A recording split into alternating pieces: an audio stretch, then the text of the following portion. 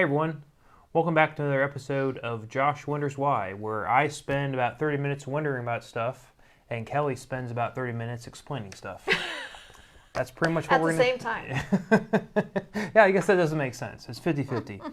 So tonight we are continuing our Halloween themed discussions, and I feel like what better discussion have than unpacking the mark of the beast that is mentioned in Revelation 13, and specifically the number 666, right? Mm-hmm. Which I think I mentioned, I can't remember if I mentioned it in one of our live streams previously, but I remember when I growing up in high school, I worked at a fast food restaurant, and I worked the register, and the total came to $6.66, and the lady that I was serving said, "Oh, I don't like that." So she added something else to her menu or to her order to get it above 666. And I was like, "Really? That's okay." Did you know there's a phobia that it has a name? Oh, fear of that number? Yeah, fear of the number 666. It's Really? an actual phobia. Do you know what it is? It's about like 25 letters long. So all the phobias are like 20 letters long, right? Like arachnophobia something or other. Or hex, okay. Hexa something, I don't know. What's the one that Lucy says in Charlie Brown, the Christmas? Like, do you have fear? I don't know what it is. I don't remember what it was. Okay, but tonight we'll be talking about maybe, if you know what it is, maybe for extra brownie points, put it in the chat if you can think of what the fear of the number 666 is. So I figured we'd start with talking about the history of 666, where it comes from, and then go into maybe feeding into more of the mark of the beast, because mark of the beast is referenced different than 666. Now maybe they're both bunched together, and I'll read the Revelation passage where both of these come from, and then we'll unpack the history from a historical standpoint. And then I found a couple interesting, we'll say, conspiracy theories that started in the 70s and through now of different pop culture references where people say, "Oh, that product is the mark of the beast," right? You got to be careful, don't get that product. So we'll have some visual aids too, so it's going to be multi-visual tonight. I'm not sure my eyes will survive all the eye rolling I will do. I was say I meant to bring a basket just to bring it over here in case your eyes roll. My eyes fall out. So I'll just start with Revelation. No, it is not mark of the beast phobia. Mark of the beast phobia. That is about 20 letters wrong, I think. So I'll start. So Revelation 13. I'm not going to read the first half, but it talks about different beasts. There's a beast that comes out of the sea in the first part, verses 1 through 10.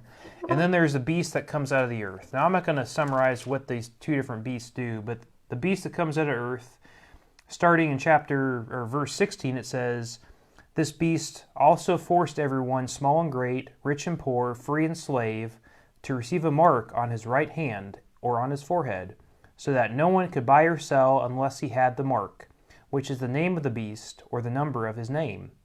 And then verse 18 says, "This calls for wisdom. If anyone has insight, let him calculate the number of the beast, for it is man's number. His number is 666. So based off of that, it's got to be the devil or Satan or Antichrist, right? So do you mind giving me some background on because obviously Revelation, it's talking about the Antichrist and the end of the world, right? And yeah, Antichrist. The word Antichrist is not in Revelation. Okay. An Antichrist is not a person. It's not a single person. Antichrist is anyone who's Antichrist. In another book of the Bible, it's plural, but it's not in there. So the beast isn't the Antichrist. Okay. And there's no one person. People are looking for the Antichrist, and there is no such thing. So you have to remember that Revelation is written in apocalyptic literature, so it's very dreamlike. It's very symbol-driven, and if you're going to take everything literally, you're really going to misread it. Some of the things that are written in Revelation, the people that would have read it at that time, they would have known what to connect it to. They would have immediately known, oh, he's like imitating this myth of these gods, or he's just reusing the story of such and such. So, do you want me to explain what the mark is, or is that later? I guess we could. So I guess maybe. Um, yeah. Why don't you explain? I guess why don't you explain what Revelation means by the mark? Let's go to that now. Yeah. So, some people think that the 666 equals Nero Yeah, I've heard that. or Caligula. Do you know how they're getting that? Like how they It's attribute 666 to Nero? because in both Greek and Hebrew, numbers are assigned to letters. Okay. So So when you do I'm that, not, but see, like that's too much math. I'd say that. I guess I'm So, surprised they even asked you this question, I'm not right? going to explain how they get that. But if you use some sort of number math, Yes. the name adds up to 666 in some language. Yeah. So in Hebrew, well, it's almost like it's a play on numbers because 777 would be perfection. Yes. And throughout Revelation, you see the number 7, the 7 seals, the 7 lamps, the whatever, Yeah. And so 7 is the perfect number. So 666 is chaos and incompletion. And so he's referring to, in general, those who are in charge with power over others. Yeah. And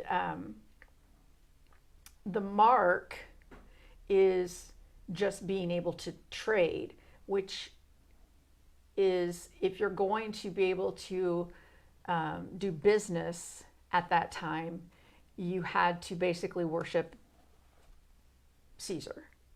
Caesar's picture was on the coins, and there were some places where you had to you kind of had to declare your loyalty to Caesar before you were let into the marketplace, or you might even have to make sacrifices to Greek gods in order to be allowed into the marketplace, allowed to do business.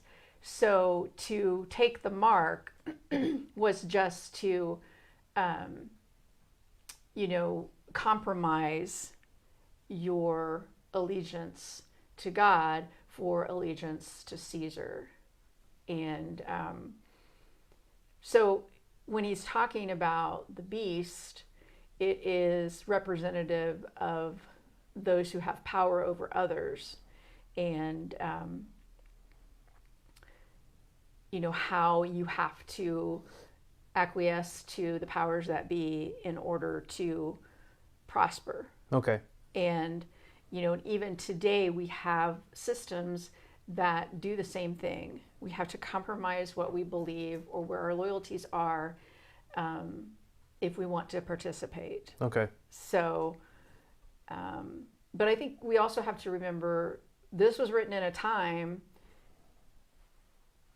it was written for a particular time and a particular people. It was written to encourage the Christians who were being, cut off from doing business or arrested and tortured. Nero was a horrible person and hated Christians. And there are lots of stories about how he treated Christians. Really. Now, one thing I found interesting, I read this, is that so after Nero committed suicide it's AD 68, there was a widespread belief, especially it says in the eastern provinces, that he wasn't dead and somehow would return in the future. And Right. I guess at that point, there started spreading a rumor or maybe a myth that he would return as an antichrist or someone opposed to Christ, right? Yeah, Is where that rumor started, maybe at that time, and then it, over history in the medieval area, maybe that original thought was lost and it transferred to, they knew 666 was maybe an evil number, and it's more associated with, at the time, demons or Satan or, Right. someone that was going to be opposed to Christ and drive the end times. And so whoever was Caesar was considered son of God, Yeah. which is why when Jesus said he was the son of God, that was like treason because Caesar was the son of God. And so you can't have the son of God kill himself. So Yeah. I think that rumor got started as a way to say, oh, he didn't really do that. He's not really dead, or he's dead, but he's coming back. Because Caesar was supposed to be the son of God. Okay. In their warped thinking. Okay. So Interesting. So there you go. So 666 is just meant to be, if 7 is meant to be perfection, 6 is one less. yeah, I've read that and some scholars believe that that's also the numerology of Nero's name. Not everybody agrees with that. Now, when the teaser I had for tonight, Ashley pointed out that in China, 666 is actually considered Yeah. lucky. It's also slang for awesome and impressive, which is a complete 180 from what we consider to be in Revelation, right? So maybe the Antichrist will be awesome and lucky or something. I don't know. I get kind of, I get really frustrated when there's this fixation on the mark of the beast or this number, because I think it's a really clever way of Satan to prevent us from doing what we're supposed to be doing. It's like look over here, be afraid of this, and forget that you're supposed to be loving your neighbor. Sure. So 666, we shouldn't fear that number. It made a statement at the time.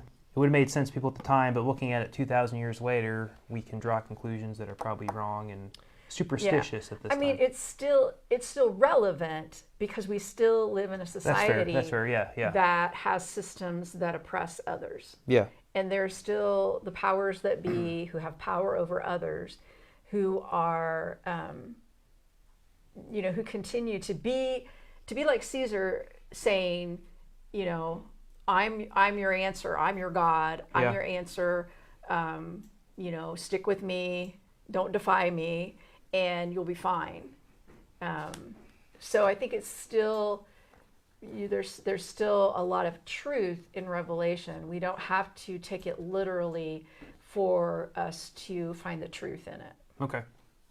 I remember in your favorite book series, The Left Behind. Left Behind book series. I remember reading in, I can't remember what book it was, but the main character, who is, his wife was a Christian. She obviously went up during the I don't know what it was. The rapture. The rapture. Yeah. He stayed behind because he wasn't that religious, and over time he started to become religious. But then, once he became that way, he started to see, like, only him and other believers could see, a mark on people's foreheads that were part of the satanic cult or part of not against them. So I guess I shouldn't expect to walk around if I see someone with 666 on their forehead. I should say, oh, they're the Antichrist, right? That is just me tripping out, or maybe they're just okay.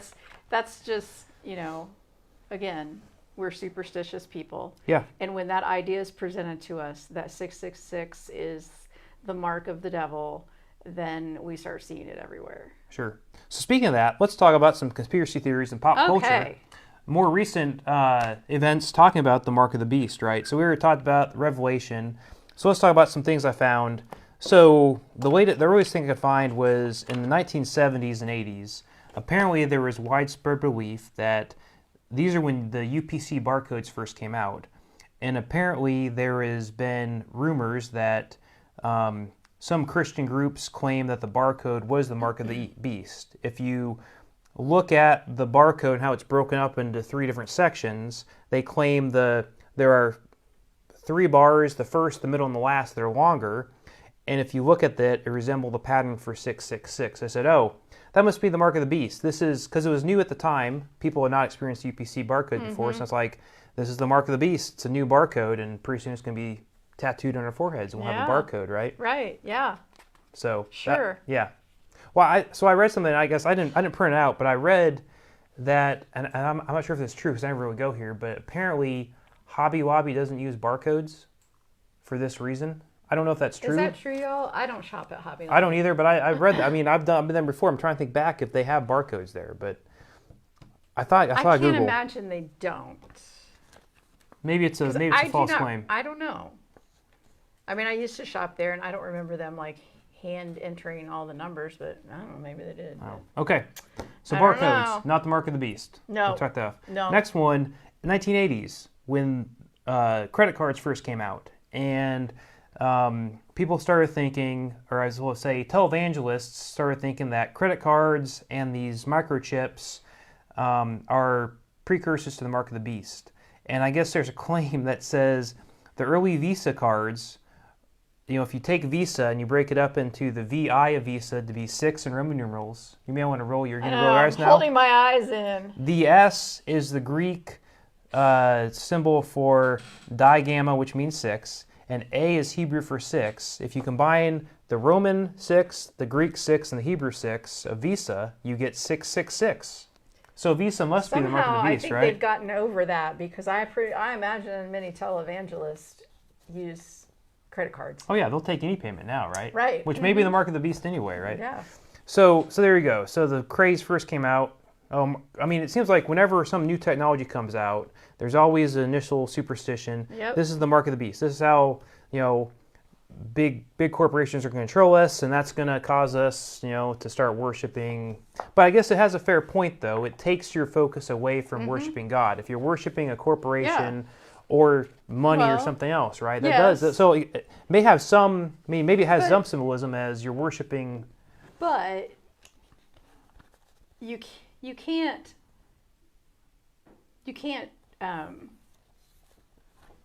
That just sidelines you from worshiping God. To be worrying about, is my credit card satanic? Well, not that, but I guess I could see you not taking going all in on that way, saying it's worshiping Satan. But if you're worshiping a certain company, you're giving your focus to a certain company, like money and stuff, as opposed to supporting the needy, the poor, the church. I could see that as just taking your focus away from God in a way. Yeah. In but that way. That doesn't, let's not blame Visa. Well, that's on fair. us. That's fair. I see what you're saying. That's on us. We choose where we spend our money, and where we put our loyalties. And I don't really think it's credit cards are satanic. Let's talk about some other things. So Apple, when I guess they've been criticized twice. So the original icon of the apple was an apple with a bite taken out of it as a claim to symbolize Eve's sin or forbidden knowledge, right? Is one. Of course, also, let's blame Eve. Apparently, when the first Apple computer came out, which was the Apple I, it was priced at $666.66, which people said, oh, must be the mark of the beast. This new computer, this new technology is the mark of the beast. But it is. Now they've come out and said that was just a pricing quirk. Now, why they decided to do $666, not $777? They could have made $111 more. But side note, though, if you still have an Apple I and you bought it for that $666, you could sell it now for about $400,000. So if you have one now, just if you pull it out of your closet, maybe do you on have eBay. to have the receipt? I don't know. It's more of just maybe a historical or a collector's item. Yeah. Okay, let's get so Monster Energy, and I think you watched some sort of video on this. So Monster Energy has a claim, and I'll show this. If you've never seen a Monster Energy drink, this is the can, and you can see there are 3 marks that are supposed to reference like claws, like a monster clawing at it or whatever. But anyways, if you break these out, people claim that each of these characters seems to reference the Hebrew character for 6. So basically it's 3 6s, so 666. So Monster Energy must be the mark of the beast, and drinking this will help you worship Satan because it's listing the mark of the beast on there, right? Yeah, there's other stuff on there too. Because I there's watched, other stuff on here besides that? I watched a woman talk about the can and this, and then look at this symbol, and then look at this, and I was like, lady, you need a hobby. People are trying to look for ways to, now it is interesting because, as we talked about before, with 3 people trying to predict the end of the earth, or the end of the world, or the apocalypse, people like to try to look for signs that aren't there, but they're trying to be, okay, if I, try to do the math of the end of the world should be this date if I look at all the Bible references, or trying to be aware of the mark of the beast just I don't know, I guess to be prepared. They're doomsday preppers in a way, maybe. This kind of stuff, like a pop can and so forth, I mean, that's just a continuation of satanic panic. Yeah. Looking for the devil where there is none.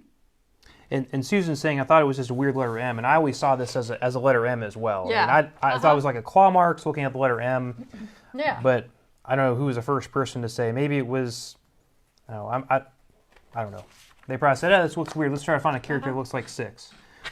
So let's talk about then Walt Disney. Apparently there is a conspiracy theory that Walt Disney's signature has hidden 666s, so he must be a demon. So if you look at, here's a Walt Disney, here's the signature that you've seen in all the Disney, started all of the Disney movies, right? It's signed right under the castle.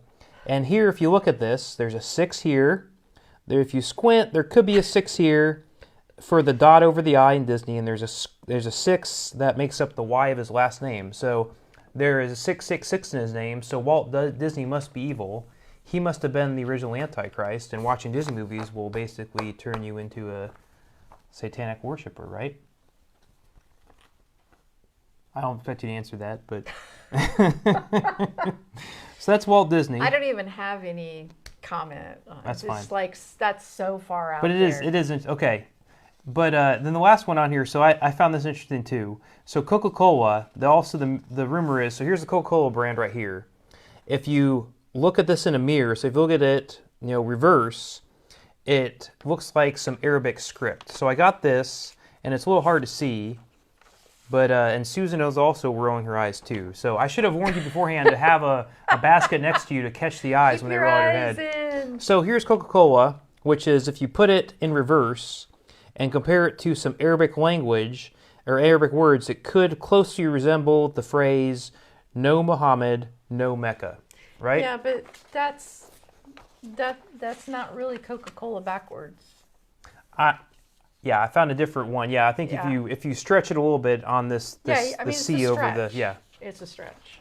So it's just corporations trying to hide this in plain sight and think we don't notice, right? But we notice, we see them. The thing is, we're going to vilify corporations because we think there's a hidden 666 in their logo. Yeah. How about we just vilify corporations that are actually like damaging the planet or feeding into corrupt systems? How about that? Yeah. So really, what we're showing, or what I've been on the cover is, if you look across history, it seems like at least in the modern era, the mark of the beast, those accusations tend to appear when there's new technologies that change how people buy, sell, or identify themselves. I think I also remember seeing somewhere that I think originally the COVID vaccine was also concerned that was mark of the beast, or flu shots. Anything when you get a shot or vaccines could be mark of the beast. During the pandemic, receiving a letter in the mail, it was a photocopy, like it had been sent out to a lot of people. Okay. That it was like 2 pages long, and it just rambled on about how the COVID vaccine and I don't know. Was it like someone walking around and putting mailers in everybody's mailbox, or was it actually mailed to you? No, I think it was mailed. And I think there was a CD with it too. A CD? Like a video or something. Really? I don't think I watched that. I don't remember getting any of that on our side, our house. And it was, let's see, who's the Microsoft guy? I think it's Microsoft. I don't know. Yeah, anyway, dang it. Bill Gates. Bill Gates, yes, I knew it started with a B. Bill Gates had something to do with it, and the COVID vaccine, they were really implanting a chip. And it just went on, and I thought, how many people are going to get this in the mail and believe it? Yeah. And just believe it.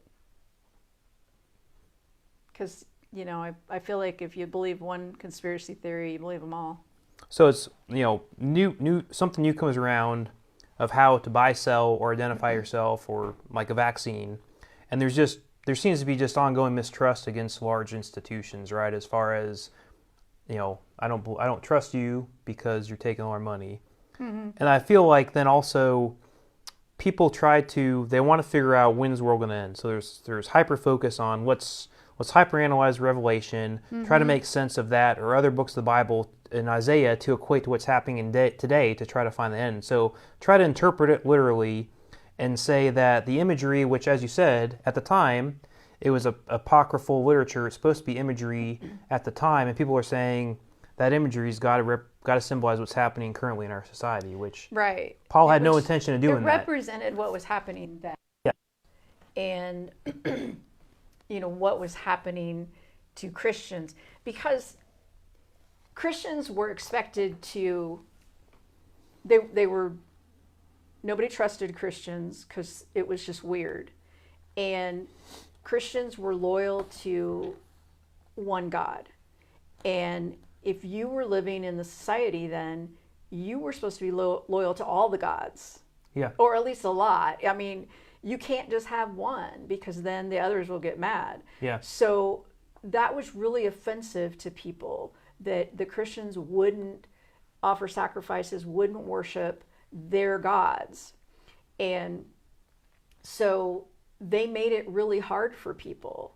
And the powers that be didn't like it, because then if you're not making sacrifices to the gods and you're not buying all the things that represent the gods, and your homemade idols and stuff, if you're not participating in that, then they're losing revenue. And people are getting upset because you're making the gods mad. We're all going to suffer.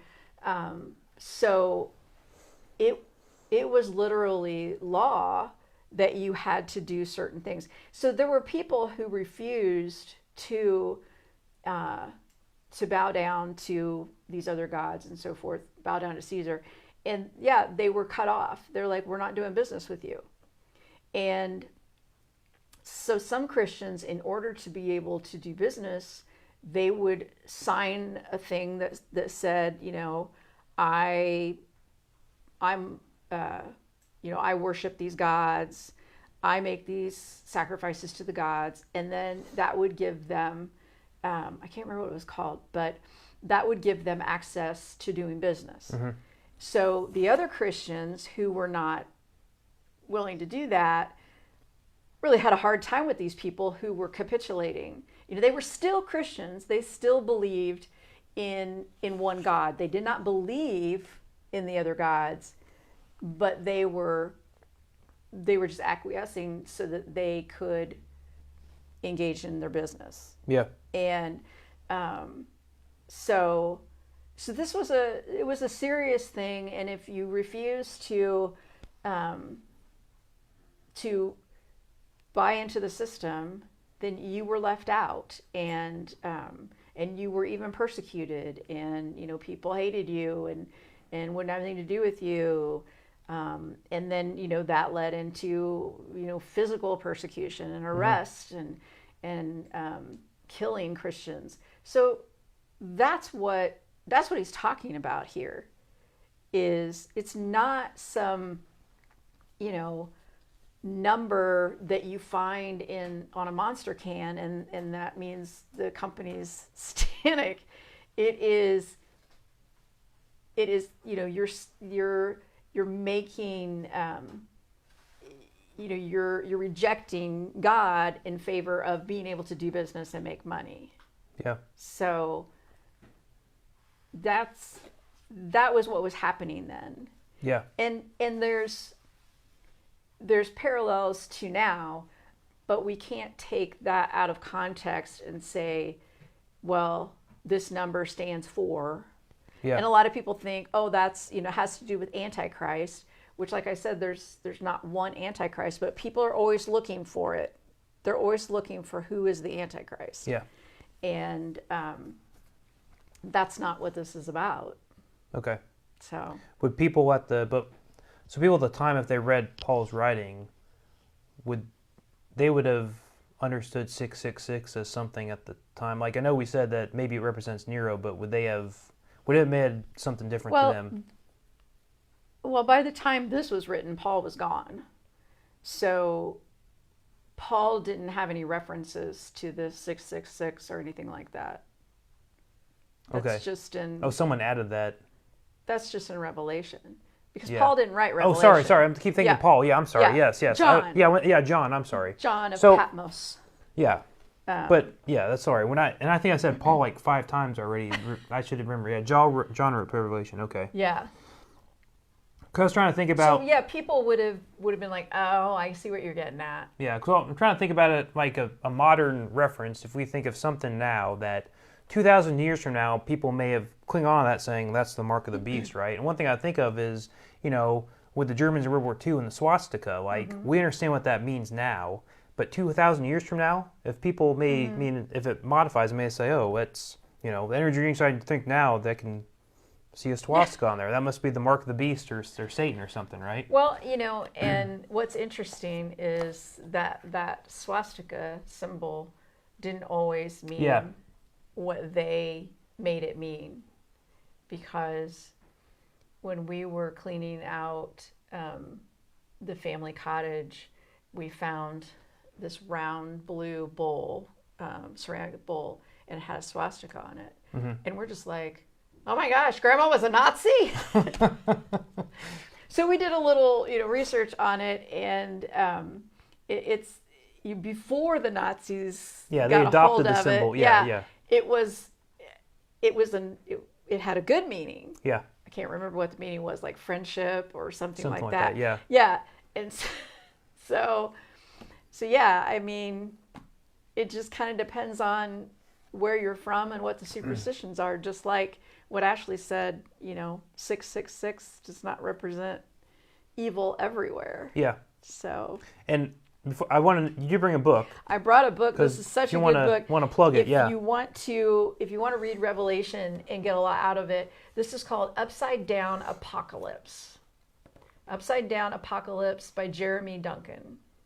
Grounding Revelation in the Gospel of Peace. It's really pretty easy to read, and I got a lot out of it. You can tell because there's a lot of pen underlining and stars and all kinds of stuff. So I highly recommend this book if you want to have a better understanding of Revelation. It helps explain all the because there's a lot of imagery on there, and help explain answer all the imagery. Because some stuff I get lost with all the numbers and beasts with like 5 heads and 3 tongues Yeah. Okay. As it says, as end times conspiracy theories surge, it's more important than ever that we read the final book of the Bible without distorting the true message of Jesus. Okay. So if you want to learn more, there you go. People read Revelation and they're like, "Oh, it's so scary, and I'm so scared, that I'll be left behind, and then I'll have to experience all these things," and that's not the point. It's John. I think John would just be rolling over in his grave to know that people were, finding all this stuff to be scary. Because when he wrote it to the Christians, they were like, "Thank you. This is encouraging." Yeah. The main point is all this crazy stuff is happening, and it's chaos, and it seems like evil is winning, but it's not. It's already defeated, and you don't have to be afraid. It is funny that you say at the time Revelation brought hope, but nowadays it brings directly the opposite. Yeah. Well, at least John only has one book to roll in his grave for, whereas Paul has like 15 letters that are misinterpreted now. It's like he must be constantly rolling. And yeah, I could just. I didn't write that one. I didn't write that one. Well, thanks for helping us tonight unpack that, Kelly. I really appreciate it. And thanks for all the comments. It's been a fun discussion. Next Monday, we'll be back on Monday, assuming that I don't have anything that pops up. And we will be taking a break from the, Halloween-themed discussions. I guess we're going to do tasting treats. I think the treats are more holiday-ish for Christmas, but, Halloween you have candy. We'll taste treats, and we'll unpack that. Yeah. I can't remember what country that's from, but I think it's like I don't know. I don't say Norway. I don't know. Something there. We'll find out. It looks pretty good, though. You'll find out with us next week. So thanks, as always, for watching us. If you like it, share this video, or if you have any questions or anything else you'd like to discuss in the future, feel free to put in the chat. Thanks, Kelly, for joining us as well. Of course. Have a good night wherever you are, and we'll see you later. Bye.